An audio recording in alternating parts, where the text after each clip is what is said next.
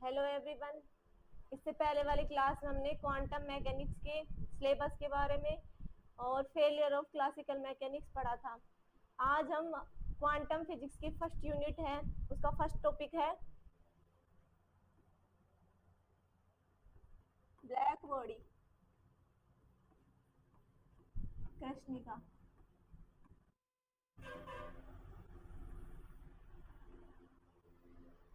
Black body हम किसे कहते हैं?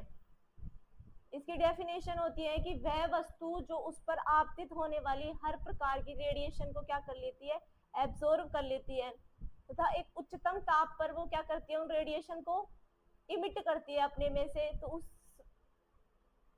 फिनोमेना को क्या कहते हैं अपन? ब्लैक बॉडी कहते हैं, और उससे निकलने वाली रेडिएशन को ब्लैक बॉडी रेडिएशन कहते हैं। ये तो हो गई इसकी डेफिनेशन। हमारे पास जो कोई भी ब्लैक ऑब्जेक्ट होती है उसके अंदर क्या होता है कि उसके अंदर हर प्रकार की रेडिएशन को एब्जॉर्ब करने की कैपेसिटी होती है।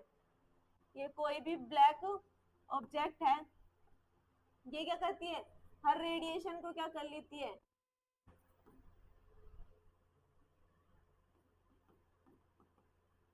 एब्जॉर्ब कर लेती है, शोषित कर लेती है, और अपने टेम्परेचर को क्या कर लेती है, इंक्रीज कर लेती है, जिससे हमें वो वस्तु क्या महसूस होती है, गर्म महसूस होती है। कि अपने पास कोई भी ब्लैक ऑब्जेक्ट है, उसकी क्या कैपेसिटी होती है कि वो रेडिएशन को क्या कर लेगी, एब्जॉर्ब कर लेगी और अपने टेम्परेचर को बढ़ा देगी, जिससे अपन को वो जो ऑब्जेक्ट है वो क्या फील होती है, हॉट फील होती है। सेकंड बात ये है कि हमें ऑब्जेक्ट है वो ब्लैक क्यों दिखाई देती है? ऑब्जेक्ट ब्लैक क्यों दिखाई देती है?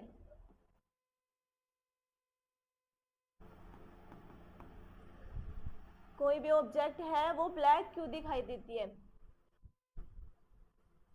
ये कोई ऑब्जेक्ट है, उसका हमें कोई भी कलर दिखाई नहीं दे रहा। मतलब क्या है कि इसके ऊपर अपन ने कोई भी जो विजिबल रेज है ऑब्जेक्ट के ऊपर क्या हुई, इंसिडेंट हुई, और इस ऑब्जेक्ट ने क्या किया, कोई भी कलर क्या नहीं किया, रिफ्लेक्ट नहीं किया, जिससे अपन को वो ऑब्जेक्ट क्या दिखाई देगी, ब्लैक ही दिखाई देगी। विजिबल रेज मतलब और violet, indigo, blue, green, orange, yellow, red, ये सारी की सारी इसके ऊपर इंसिडेंट होंगी, और ये क्या कर लेगी, इन सभी को क्या कर लेती है, अवशोषित कर लेती है, जिससे इस जो रेज है, विजिबल रेज, दृश्य प्रकाश है, उस ऑब्जेक्ट के द्वारा कोई भी वेवलेंथ वाली रेज उत्सर्जित नहीं की जाती या फिर परावर्तित नहीं की जाती, जिससे अपनी आंखों को वो कलर दिखाई नहीं देता है। यानी कि उसने पूरी विजिबल रेज को क्या कर लिया, अवशोषित कर लिया। इस वजह से ऑब्जेक्ट हमें ब्लैक दिखाई देती है। जैसे ये ब्लैक बोर्ड है, अपन को ब्लैक क्यों दिखाई दे रहा है कि इसके ऊपर जो भी रेडिएशन इंसिडेंट हो रही है विजिबल रेज वाली, उनको ये क्या कर रहा है, अवशोषित कर रहा है, और रिफ्लेक्ट में कुछ भी नहीं कर रहा है। तो इस वजह से हमें ये क्या दिखाई दे रहा है, ब्लैक ही दिखाई दे रहा है। और ब्लैक बॉडी में क्या, वो तो अपन ने क्या बता दिया कि ब्लैक क्यों दिखाई दे रही है। और ब्लैक बॉडी के अंदर क्या होएगा, ये ऑब्जेक्ट है अपने पास, इसके ऊपर रेडिएशन ईएम वेव रेडिएशन, इसके अंदर सारी रेज आ जाएंगी, सारी रेज गामा रेज,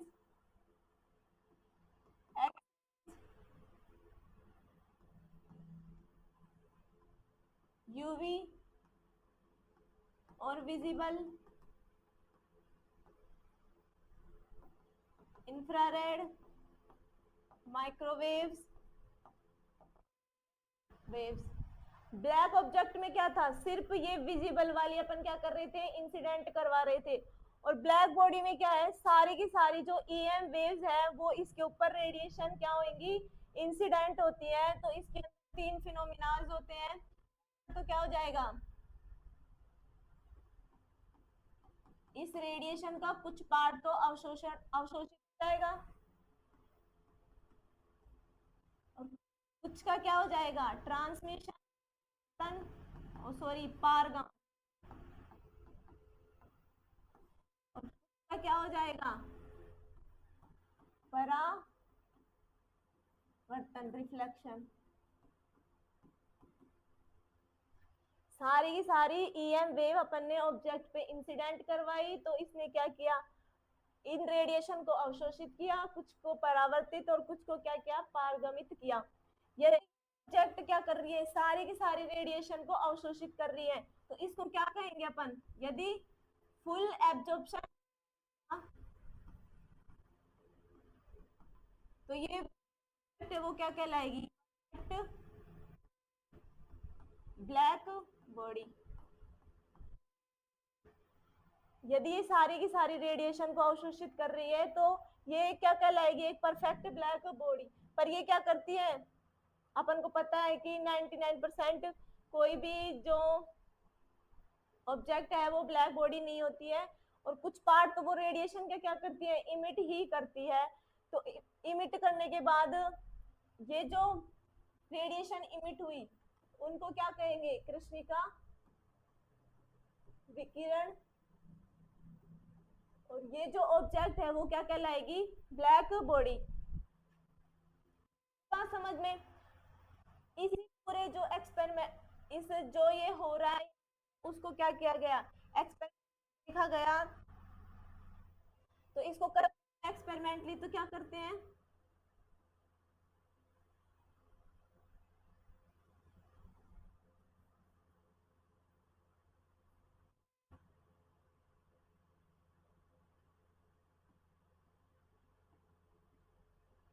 यहाँ अपन एक होलो स्फेरिकल सेल लेते हैं या फिर क्वार्टर, इसको कैविटी, इसके अंदर एक क्या रखते हैं, एक छोटा सा छिद्र रखते हैं, और इसके अंदर क्या की हुई होती है,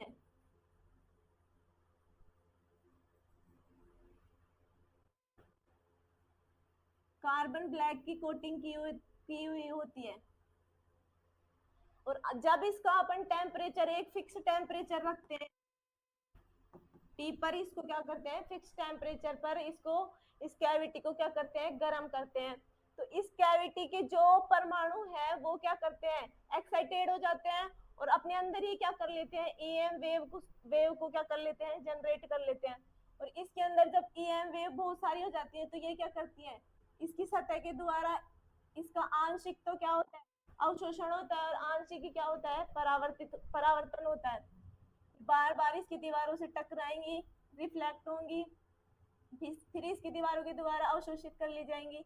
इस तरह से ये चलता रहता है। फिर अपन क्या देखते हैं कि जो ये अंदर रेडिएशन उत्पन्न हुई है वो क्या है, इसके अंदर सभी प्रकार की वेवलेंथ वाले विकिरण उपस्थित है, लैम्डा 0 से लैम्डा इंफिनिटी तक उपस्थित हैं।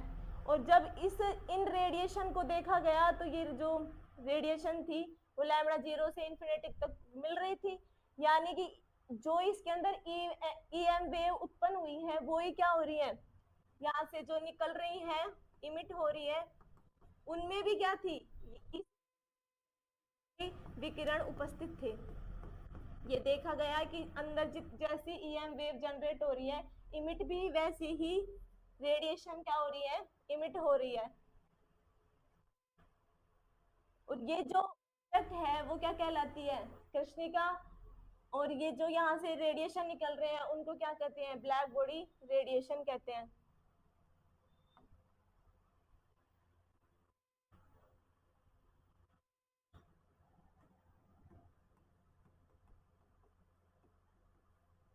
कृष्णिका ऊर्जा वितरण,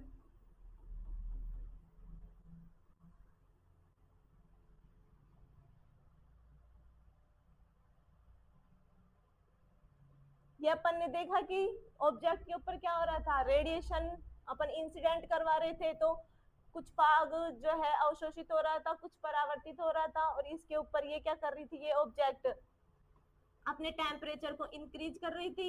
इंक्रीज के कारण इसमें से क्या उनको क्या बोला गया, कृष्णिका विकिरण। अब इसी फिनोमिना को साइंटिस्ट ने कर्व के ऊपर किया। लूमर एंड प्रिंगशायर दो साइंटिस्ट थे, उन्होंने कृष्णिका ऊर्जा वितरण के लिए एक कर्व प्लॉट किया जो किसके बीच में था, ई लैम्बडा और लैम्बडा लेंथ के मध्य। और जो ई लैम्बडा थी यहाँ पे क्या थी, स्पेक्ट्रमी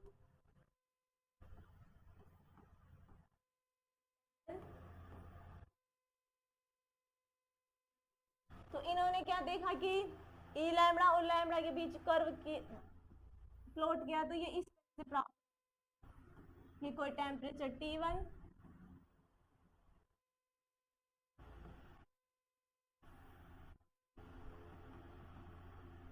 लैम्बडा M2 ये T2 टेम्परेचर पर, लैम्बडा ये T3 टेम्परेचर। कहने का मतलब ये है कि जो ब्लैक बॉडी थी उसका कुछ टेम्परेचर रखा गया, उसको फिक्स कर दिया गया, जैसे T1 T2 T3। तो देखा गया है कि अलग अलग जो इंटेंसिटी वाले कर्व अपन को क्या हो रहे हैं, प्राप्त हो रहे हैं। क्या था कि इस जो ऊर्जा वितरण वक्र था उसकी क्या क्या विशेषताएं थी। पहला तो ये था कि ये जो ऊर्जा वितरण वक्र है वो हमें क्या प्राप्त हो रहा है, एकदम सतत प्राप्त हो रहा है, कंटिन्यूअस दिख रहा है, ये कहीं से भी ब्रेक नहीं हो रहा, एकदम कंटिन्यूअस है। जो ये ऊर्जा वितरण वक्र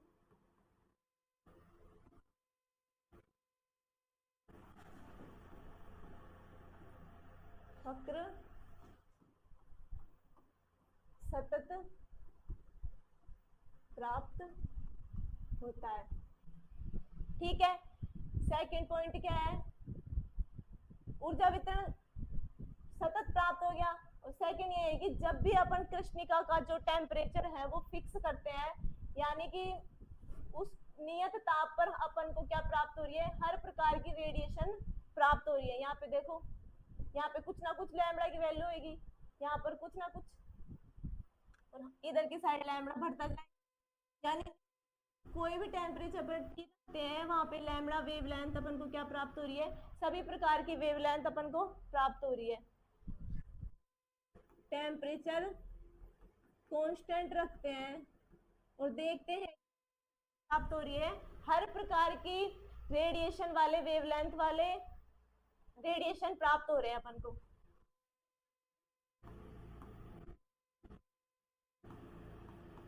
वेवलेंथ वाले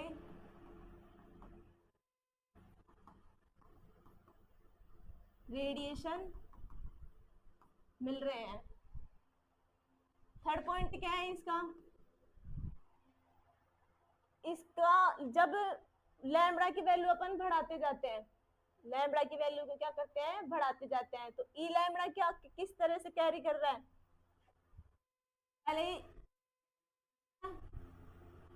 लैम्बडा की वैल्यू बढ़ाने पर ई लैम्बडा बढ़ रहा है, ठीक है। और फिर किसी एक फिक्स पॉइंट पर विशिष्ट तरंग पर, जैसे अपन T1 टेम्परेचर के संगत क्या मान लिया, लैम्बडा M1, तो इस लैम्बडा M1 के संगत अपन को लैम्बडा भी क्या प्राप्त हो रहा है, उच्चतम प्राप्त हो रहा है, जिसे अलग अलग टेम्परेचर पर नाम देते हैं ई लैम्बडा M1, यहाँ पे इसका उच्चतम मान ई लैम्बडा M2 और T3 पर ई लैम्बडा M3 मान लेते हैं। तो क्या था कि जब अपन लैम्बडा की वैल्यू बढ़ाते जाते हैं तो ई लैम्बडा भी क्या होता जाता है, बढ़ता जाता है। लैम्बडा की वैल्यू बढ़ाने पर ई लैम्बडा भी क्या हो रहा है, बढ़ता जा रहा है। फिर एक विशिष्ट तरंग दैर्ध्य पर, लैम्बडा M1 पर, लैम्बडा M2 पर, लैम्बडा M3 पर, ये क्या हो रहा है, विशिष्ट तरंग दैर्ध्य के संगत ई लैम्बडा एम भी क्या प्राप्त हो रहा है, मैक्सिमम प्राप्त हो रहा है। और फिर क्या हो रहा है, ये लैम्बडा तो बढ़ रहा है इधर की साइड, और ये खुद क्या हो रहा है, डिक्रीज हो रहा है। तो बाद में क्या हो रहा है, ई लैम्बडा घटता है, डिक्रीज। थर्ड पॉइंट इसका ये हो गया।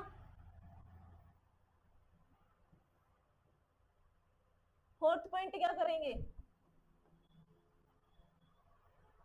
अपन देखते हैं कि जब लैम्बडा, इसको टेम्परेचर को अपन बढ़ाते हैं, यहाँ पे T1 greater than T2, T3 भी ऐड कर लेना, कि मतलब ये है कि जब अपन टेम्परेचर को धीरे धीरे बढ़ाते हैं तो लैम्बडा क्या होता है, लेफ्ट साइड क्या होता जाता है, विस्थापित होता जा रहा है।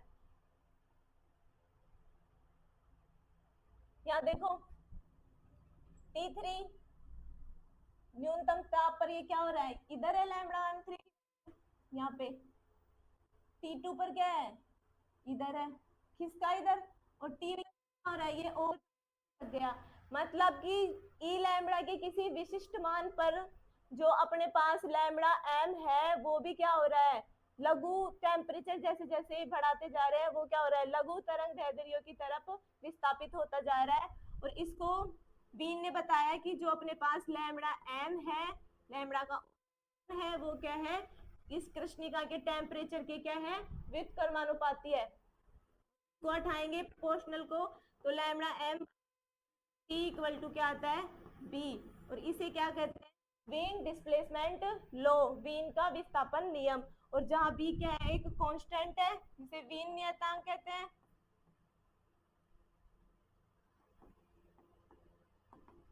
और इसकी मैथमेटिकल जो वैल्यू है वो होती है 2.89 into 10⁻³ metre kelvin, lambda metre में और T केल्विन में, तो क्या हो गई इसकी मीटर केल्विन, इसकी क्या हो गई मात्रक हो गया। इसका फोर्थ पॉइंट समझ में आ गया कि जैसे जैसे अपन टेम्परेचर इंक्रीज करते जाते हैं लैम्बडा क्या होता जाता है, डिक्रीज होता जाता है। और इसको वीन ने मैथमेटिकल इस तरह बताया, और इसको क्या कहते हैं, वीन डिस्प्लेसमेंट लो। है कि जो ई लैम्बडा है स्पेक्ट्रम में उत्सर्जन क्षमता के संगत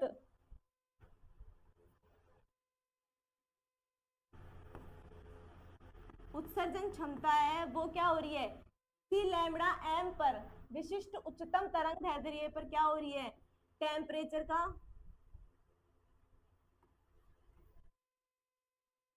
ये फिफ्थ पावर की क्या होती है, समानुपाती होती है। कि लैम्बडा एम के किसी मान पर जो ई लैम्बडा है वो इस कृष्णिका के टेम्परेचर की फिफ्थ पावर की क्या होती है, समानुपाती होती है।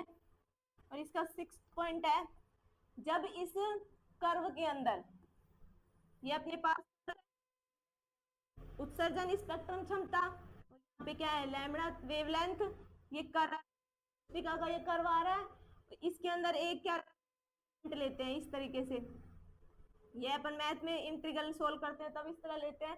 तो इसकी जो कृष्णिका के कुल उत्सर्जन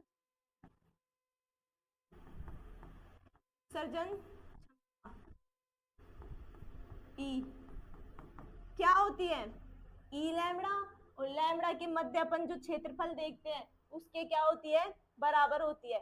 कुल उत्सर्जन क्षमता ई लैम्बडा और डी लैम्बडा की क्या जो क्षेत्रफल होता है उसके क्या होती है, बराबर होती है।